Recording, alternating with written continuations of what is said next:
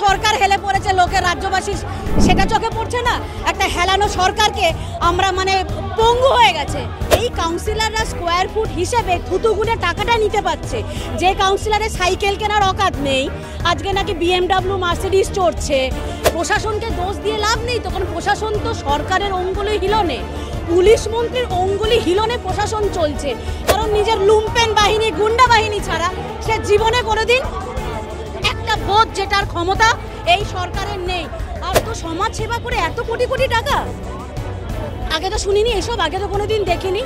প্রথমত দিদি, তো আপনাকে যে প্রশ্নটা আমি করতে চাইছি, আপনি একটি ফেসবুক পোস্ট করেছেন যে হারে কলকাতা একের পর এক বাড়ি ভেঙে যাচ্ছে, হেলে পড়ছে, তার মাঝে আপনি নতুন হেলে পড়া বাড়ির একটা বেআইনি বাড়ির সন্ধান দিলেন, কি বলবেন এই বিষয়ে? আরে দূর, সরকার হেলে পড়েছে, লোকের রাজ্যবাসী সেটা চোখে পড়ছে না।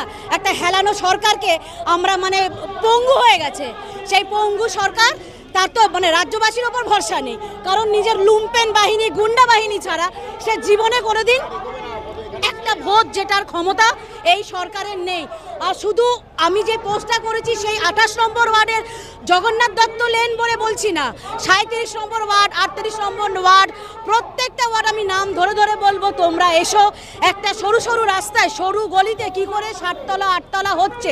আর এই যে ক্রমাগত আমাদের বিরোধী দলনেতা থেকে শুরু করে আমাদের চিফ হুইপ, প্রত্যেকটা আমাদের MLA MP যে চেঁচিয়ে বলে যাচ্ছে, আরে ক্ষতিটা কার?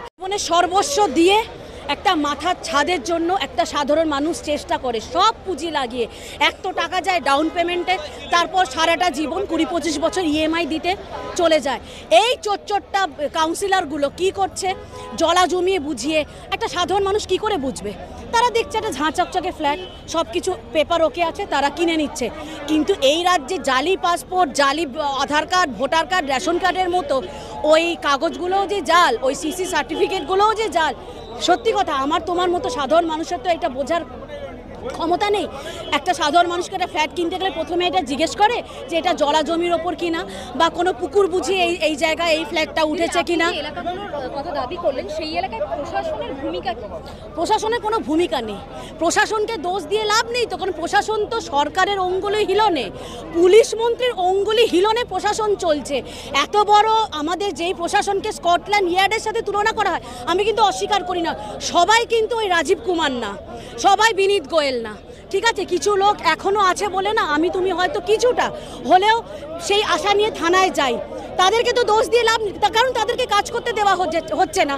আজকে সেই প্রশাসনকে দাবিয়ে দিয়ে, আর এই যে এত বড় বড় নাটক করছে না, নাকি কলকাতার অপদার্থ মেয়র কি বলছে, আমি কিছুই জানি না। আরে বাপু, তুমি কিছু জানো না?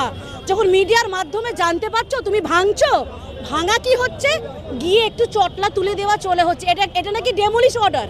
ফিরাদ হাকিম বলছেন সব হেলে পড়া বাড়ি বিপজ্জনক। তুমি শোনা না, সব হেলে পড়া সব হেলা জিনিস হেলে সাপও বিপজ্জনক না। ওনার ওপর হেলে সাপ ছেড়ে দিয়ে দেখো না, হেলে সাপও বিপজ্জনক না। আজকে বক্তব্য হচ্ছে যে তুমি তোমার বাড়ি একটা, আমাদের তো উত্তর কলকাতা যেগুলো পুরোনো বাড়ি, তুমি একটা রিপেয়ার করতে যাও, তুমি দেখবে যে হঠাৎ করে একটা হাত তোমার মুখের সামনে চলে এসছে। সেই হাতে যতক্ষণ না তুমি উপঢৌকন দেবে, তুমি বাড়িতে একটা পেরকও পুঁততে পারবে না। তাহলে এই কাউন্সিলররা স্কোয়ার ফুট হিসেবে থুতুগুনে টাকাটা নিতে পারছে। যে কাউন্সিলরের সাইকেল কেনার অকাত নেই, আজকে নাকি BMW মার্সিডিজ চড়ছে। তাহলে তারা কোথা থেকে হচ্ছে? এত সমাজ সেবা করে এত কোটি কোটি টাকা আগে তো শুনিনি, এসব আগে তো কোনোদিন দেখিনি। তাহলে কাউন্সিলরের উইদাউট নলেজ কখনো সম্ভব? তাহলে কি করে এই জিনিসগুলো হচ্ছে? আর যখন ডেমোলিশন অর্ডার প্রপার বেরোচ্ছে, ডেমোলিশনও করা হচ্ছে না। আমার প্রতিবাদ এইটার বিরুদ্ধে, যখন ভাঙার অর্ডার বেরোচ্ছে প্রপার যেন প্রপার্টিগুলো ভাঙা হয়। ভাঙা মানে কিন্তু ঠুকুস করে গিয়ে একটা চটলা তুলে দেওয়া নয়। আর এখন নতুন সিস্টেম হয়েছে, তোমার মধ্যিখানটা গোল করে, ওরা জানে প্রমোটাররা না, একটা ঢপের কেতন একখানা ঢালাই দিয়ে রাখে। কি করে সেটা?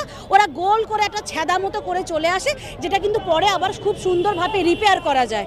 তো এই নাটকগুলো বলছি তো, আমাদের মাসুম মেয়র নাকি জানে না কিছু। এই তো আমরা জানাচ্ছি, এবার স্টেপটা নিতে বলো। সে যখন জানলো, এবার প্রপার আইন অনুযায়ী কাজ হবে। যদি স্যাংশন দোতলা থাকে দোতলাই হবে, 4 তলা থাকলে তার 4 তলাই হবে। যা বেআইনি হবে, এবার যেন ফ্লোর ভাঙা হয়। ওই ঠাকুস করে চটলা খসিয়ে চলে এলো, আর ওই গোল করে চাঁদির মতো একখানা হোল করে চলে এলো, সেটা যেন এবার না হয়। বাংলা হান্টের আরো খবর দেখতে নজর রাখুন বাংলা খবর মানেই বাংলা হাট।